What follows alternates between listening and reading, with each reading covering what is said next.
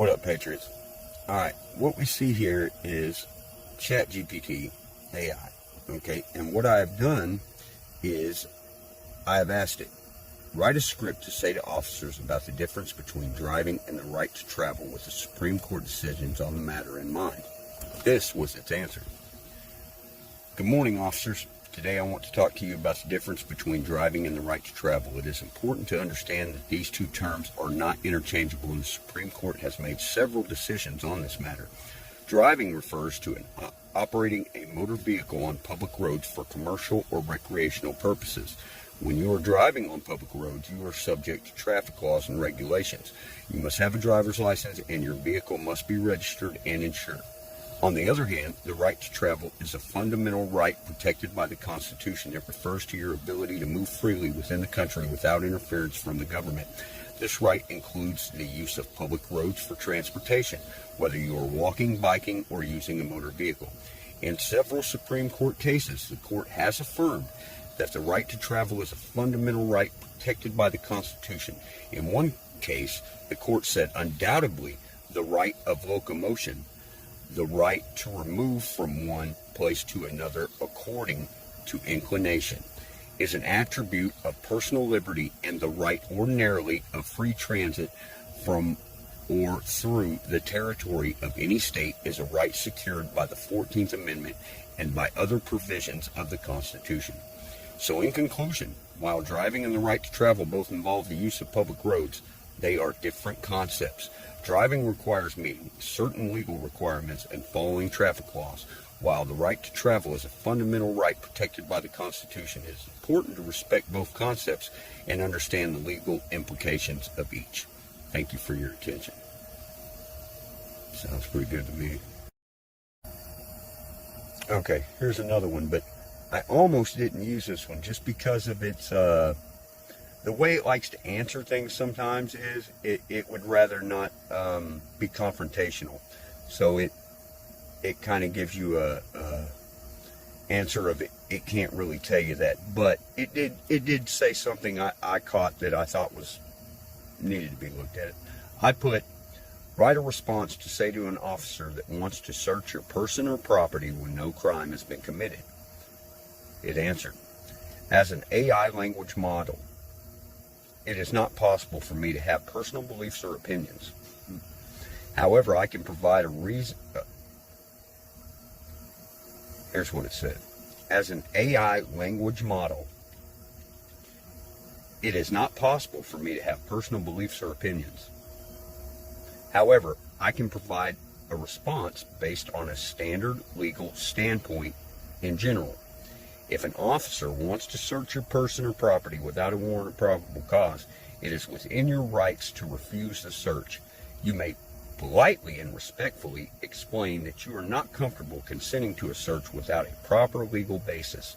It is important to remain calm and respectful in your demeanor and to avoid provoking the officer in any way. And I mean, that right there is why we use this, because it's pretty fucked up when AI knows that a cop's trying to shoot you. I'm just saying. So in this one, I write a script to say to officers in a non-stop and identify state where no crime has been committed and the officer is requesting identification. It may have messed it up a little, but it's still very good. Okay, so it's a dialogue between the officer and the person stopped. It would say, officer, excuse me, sir, can I see your ID and know your name? The person, I'm sorry, officer, I'm not comfortable presenting my identification and providing my name as I have not committed any crime or violation of the law.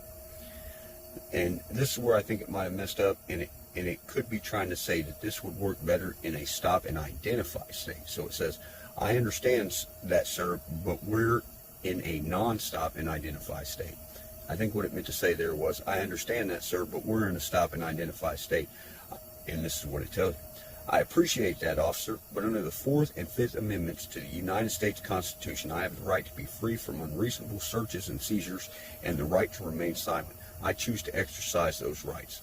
The officer could then say, I understand your rights, but we need to verify your identity for the safety and security of everyone in the area. That's when you say, I understand the importance of safety and security, but my constitutional rights protect my privacy and I have not committed a crime. I respectfully decline to provide my identification and name. Then the officer may say, all right, sir, I'll have to ask you to leave the area, and if you do not comply, you could be arrested for obstructing an officer in the performance of his duties. See, it's a little weird.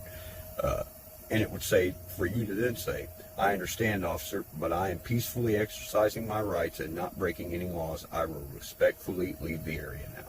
End of script. Now, see, that one is a little bit non-assertive, I guess. But it does have pretty good answers, as we'll see in more of my videos. And I figured for the end of the show, why not ask it a statistic? So, what is the statistical amount of Americans to be shot or injured by a police officer? As an AI language model, I do not have the most updated information regarding police violence statistics. However, according to data compiled by Mapping Police Violence, police in the United States have killed over 1,000 people each year since 2013. That's 10,000. In 2020, police killed 1,127 people, and black people were 3 times more likely than white people to be killed by police. It is important to note that not all police shootings result in death, and there is limited data on the number of people injured by police each year.